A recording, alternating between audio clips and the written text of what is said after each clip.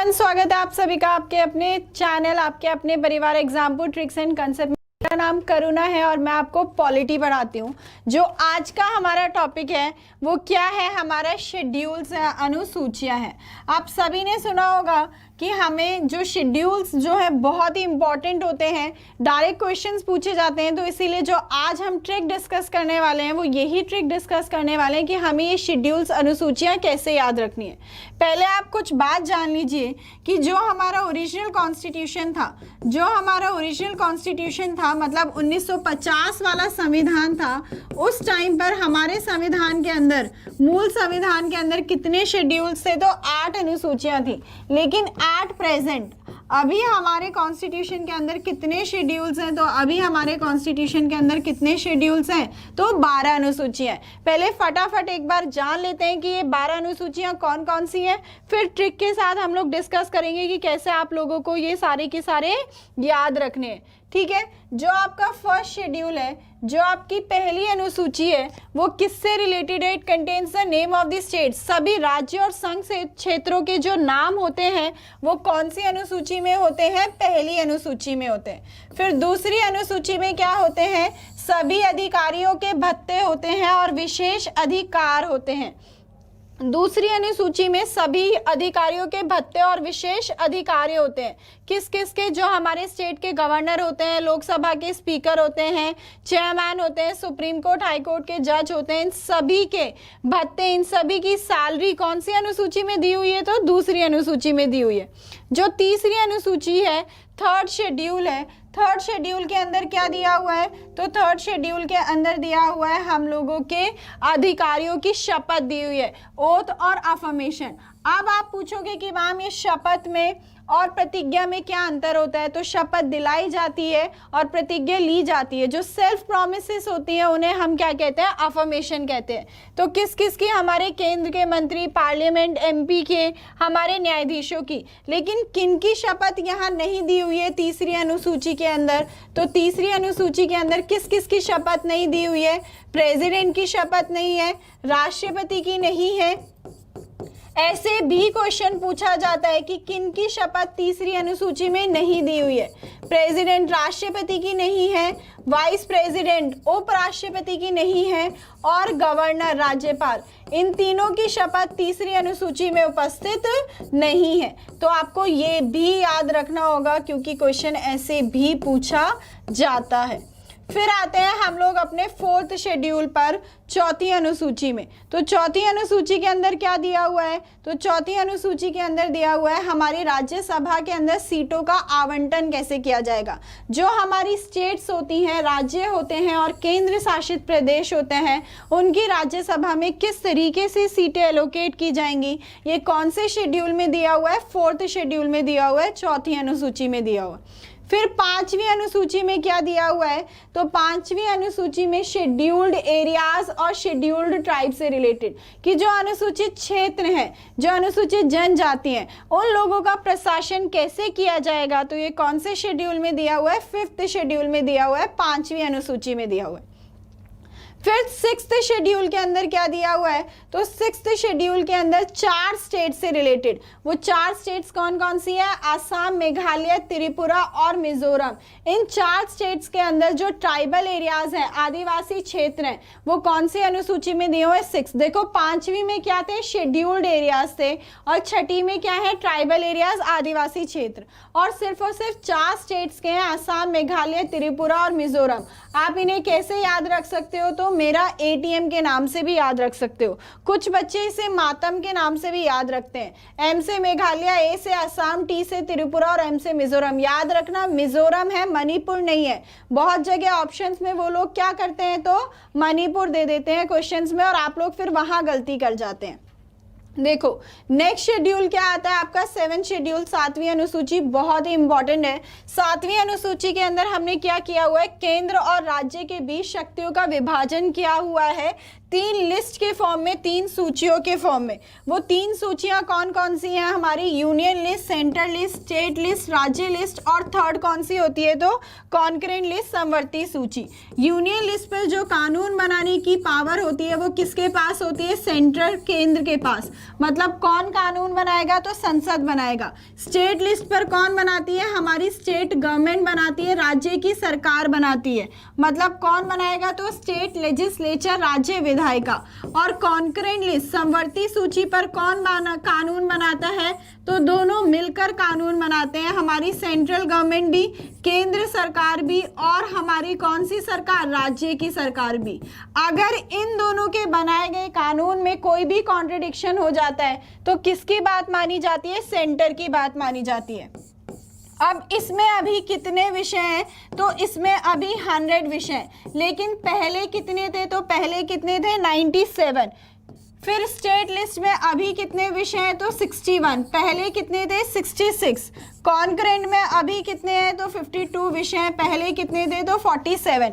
पहले के पूछेंगे तो पहले के बताने, अब के पूछेंगे तो अब के विषय बताने। देखो जो ये 5 विषय यहाँ के कम हुए हैं वो कहाँ ट्रांसफर कर दिए गए हैं, तो कॉन्करेंट लिस्ट में, समवर्ती सूची में।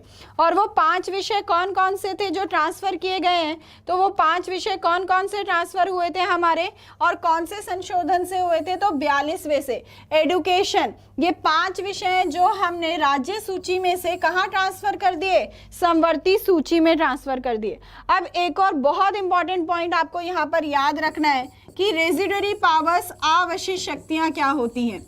कोई भी ऐसा विषय जो तीनों ही सूचियों में नहीं दिया जाता, उस पर कानून बनाने की शक्ति को हम क्या कहते हैं, तो रेजिडरी पावर्स कहते हैं, अवशिष्ट शक्तियां कहते हैं। और वो रेजिडरी पावर्स, अवशिष्ट शक्तियां हमने किसे दी हुई है, अपने पार्लियामेंट को दी हुई है, संसद को दी हुई है, मतलब सेंट्रल गवर्नमेंट के पास है, केंद्र सरकार के पास है।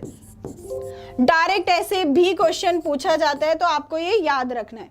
फिर देखो हमारी 8वीं अनुसूची कौन सी है, तो 8वीं अनुसूची के अंदर क्या है, 22 ऑफिशियल लैंग्वेजेस हैं, 22 ऐसी भाषाएं हैं जिन्हें हमने क्या दी हुई है, मान्यता दी हुई है। ठीक, वो 22 भाषाएं आप लोगों के सामने ये रही, आप सारी की सारी एक बार जरूर पढ़ लेना, क्योंकि पूछी जाती है कौन सी भाषा 8वीं अनुसूची में है, कौन सी नहीं है। इंग्लिश सबसे इंपॉर्टेंट, इंग्लिश इसमें नहीं दी हुई है, तो कहीं भी पूछेंगी कौन सी। अब एक और बात आपको यहाँ याद रखनी है कि पहले 8वीं अनुसूची के अंदर जो है कितनी ऑफिशियल लैंग्वेजेस थी, 14, लेकिन अभी कितनी है, तो 22। जो बाद वाली है वो संशोधन से ऐड हुई है। सिंधी कौन से ऐड हुई, 21 अमेंडमेंट एक्ट, कोंकणी, मणिपुरी, नेपाली 71 से, और बोडो, डोगरी, मैथिली और संथाली तो 92 से। ये 8 अनुसूचियां तो हमारे संविधान में पहले से थी जो हमने अभी तक पढ़ी, लेकिन जो अब हम 4 पढ़ेंगे वो हमने बाद में संशोधन से ऐड करी है। तो जो 9वीं अनुसूची थी वो हमने अपने संविधान में पहले ही संशोधन से जोड़ दी थी। कौन से संशोधन से जोड़ी गई थी, पहले वाले संशोधन। हमने 1950 में संविधान को लागू किया और उसके जस्ट 1 साल बाद 1951 में हमने पहला अमेंडमेंट करा, जिसमें हमने जमींदारी सिस्टम, जमींदारी प्रणाली को ही क्या कर दिया, खत्म कर दिया, जिसके अंदर कितने अधिनियम है, 284 अधिनियम है। पहले क्या कहा गया था कि 9वीं अनुसूची के अंदर जो भी कानून बनेंगे उनका जुडिशियल रिव्यू नहीं कर सकते, न्यायिक समीक्षा नहीं कर सकते, मतलब कोर्ट में चैलेंज नहीं कर सकते अगर वो आपके मौलिक अधिकारों का हनन करते हैं। लेकिन 2007 में हमारे सुप्रीम कोर्ट ने ये कह दिया था कि 1973 के बाद जो भी कानून बनेंगे 9वीं अनुसूची के तहत उनका जुडिशियल रिव्यू होगा, न्यायिक समीक्षा होगी, मतलब आप उन्हें कोर्ट में जाके चैलेंज कर सकते हैं। क्यों 1973? क्योंकि 1973 में कौन सा केस हुआ था, तो केशवानंदा भारती केस हुआ था। फिर हम आ जाते हैं अपनी 10वीं अनुसूची में। तो 10वीं अनुसूची किससे रिलेटेड है, आपकी एंटी डिफेक्शन लॉ, दल बदल प्रावधान से, कि दल बदल लगाकर हम अपने संसद के सदस्य और राज्य विधायिका के सदस्यों को हटा सकते हैं। बहुत इंपॉर्टेंट है, बहुत ज्यादा पूछी जाती है। और कौन से संशोधन से जोड़ी गई थी, तो 52 अमेंडमेंट एक्ट 1985 से जोड़ी गई थी। फिर आते हैं हम लोग अपनी 11वीं अनुसूची पर। तो देखो जो हमारी 11वीं अनुसूची है वो किससे रिलेटेड है, तो पंचायतों से रिलेटेड है, जिसके अंदर 29 विषय हैं। इन 29 विषय पर कानून बनाने की जो शक्ति होती है वो किसकी होती है, हमारे पंचायतों की होती है। और ये कौन से संशोधन से ऐड की गई थी, तो 73 अमेंडमेंट एक्ट 1992 से ऐड की गई थी। ठीक, हम लोग कौन सी अनुसूची पर,